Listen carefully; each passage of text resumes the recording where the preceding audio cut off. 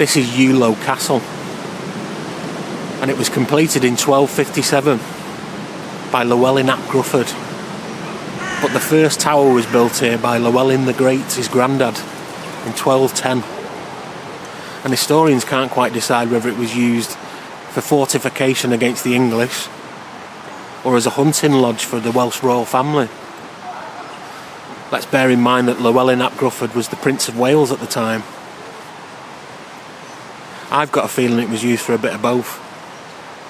I think the Welsh got a bit cocky when the English calmed down a bit and decided to build this hunting lodge a little bit too close to England. And when the English kicked off again, I think they decided that they should defend it. It's made out of sandstone, which is a bit odd for a Welsh castle. You usually associate Welsh castles with limestone. But that's only because they were built where limestone was. This castle was built where sandstone is. It's basically in the Mersey Valley. And if you know anything about the Mersey Valley, it used to be on the equator before all the tectonic plates shifted. And everything around the River Mersey basically sits on top of a compressed down desert. And that's why all the buildings in Cheshire are made out of sandstone. But it's a classic Welsh design of castle with a D-shaped tower. In 1277, Llewellyn ap Grufford hightailed it to higher ground. That's because big Longshanks, all 6'2" of King Edward I, was invading Wales, coming in from Chester. And Llewellyn ap Grufford knew that this wasn't a very good strategic location for a castle. Although it's quite high up and we had to climb up some big hills to get here, it's surrounded by a forest. So it was left abandoned. And Llewellyn ap Grufford thought that King Edward would take over the castle. But he turned his nose up at it. Not good enough for big Longshanks. He built another castle over in Flint. More on that in a bit. And the castle was just left abandoned. And as you would imagine from an abandoned castle, there's been a few ghost tales. A glowing figure on top of the tower. Or the sounds of soldiers singing on the ramparts. Or the distant sound of 100 soldiers all marching in formation. Speaking of ghosts, let's go and visit something ghostly in Shotton Town Centre. Let's Bimble.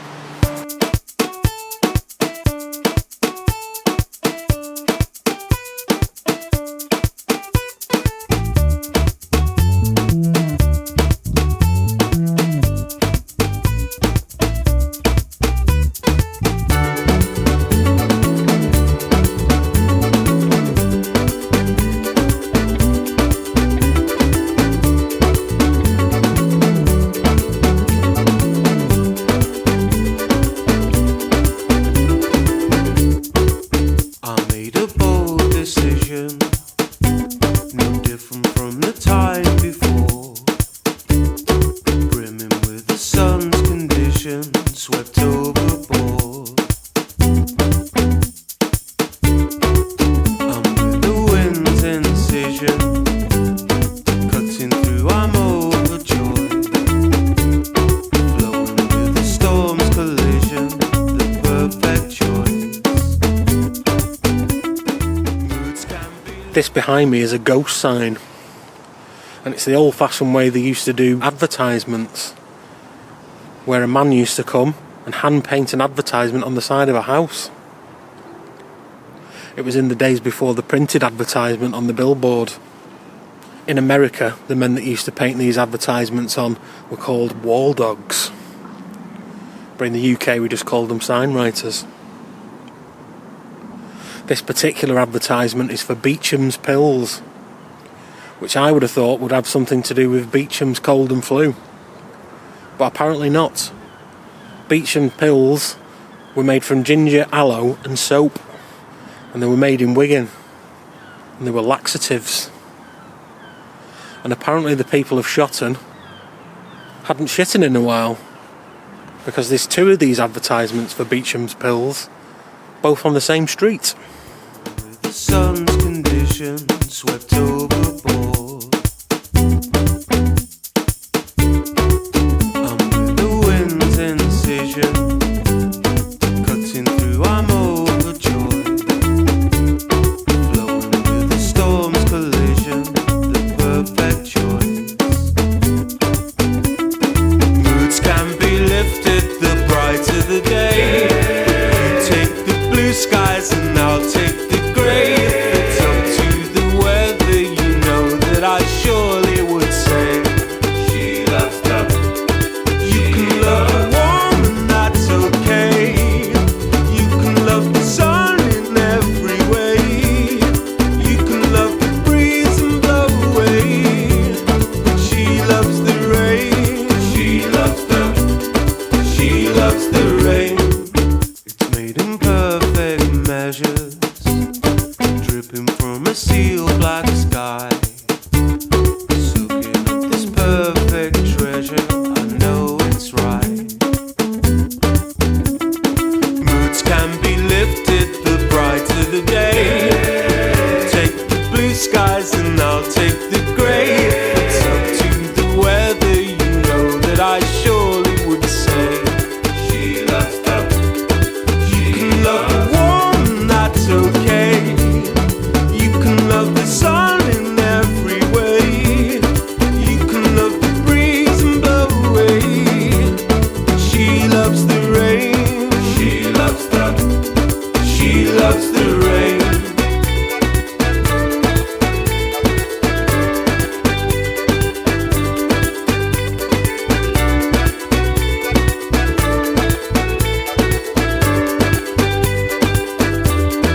You can love the woman, that's okay. You can love the sun in every way. You can love the breeze and blow away. But she loves the rain. She loves the rain. She loves the rain. She loves the rain. She loves the rain. She loves the rain.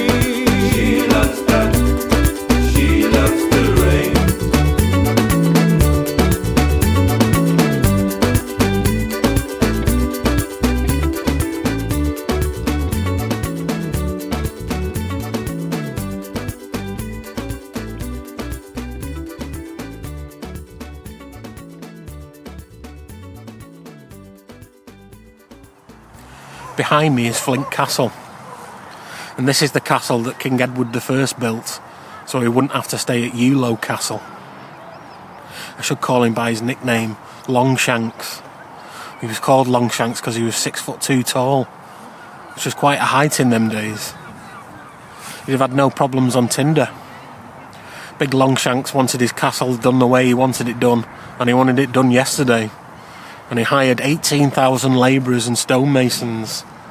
And when they weren't going quick enough for him, he hired a master stonemason called James of St. George. He demanded that James lived in the castle 24/7, overseeing the men, making sure they were working round the clock to finish his castle off for him. It was the first of his castles in Wales that he called his Iron Ring. He'd been invading Wales from Chester, going down the south side of the River Dee. And this was one day's march from Chester. He built a castle here. Then he marched for another day and got to Rhuddlan, where he built another castle. And finally another day's marching until he got to Conway, which we've Bimble to before. It's a classic Longshanks castle, right near some water so he could get supplies in, either from Chester down the River Dee or from the Irish Sea. He could also get away on his boat if anyone attacked. And there was a ford crossing over the River Dee, so he could get to one of his other castles at Shopwick, over on the English side, or the Wirral as we call it now. The total cost of the castle and the defensive wall all around it was £6,000, and that would be about 5.5 million in today's money. And that must have made him feel quite sick in 1294, when they were forced to destroy it. Madog ap Llewellyn attacked the castle, and as was customary at the time, rather than let the Welsh get it, they decided to destroy it. That's exactly what the Welsh did at Ganway Castle, if you remember from my Conway video. But it was made out of stone, so setting things on fire didn't really do much. It gutted the inside, but they could put all that back. And the royal family moved back in. In fact, Richard II stayed here when Henry Bolingbroke visited him and told him that he wasn't the king and Henry was the king. It was all dramatised by William Shakespeare in his play Richard II. And he wrote a passage where Henry said to Richard, "Cousin, I am too young to be your father, but you are old enough to be my heir." So if they rebuilt it, Kieran, why is it in such a mess now? Well, that would be the fault of Oliver Cromwell. During the Civil War, the royal family stayed at Flint Castle, and Oliver Cromwell's army caught up with them and seized the castle off them.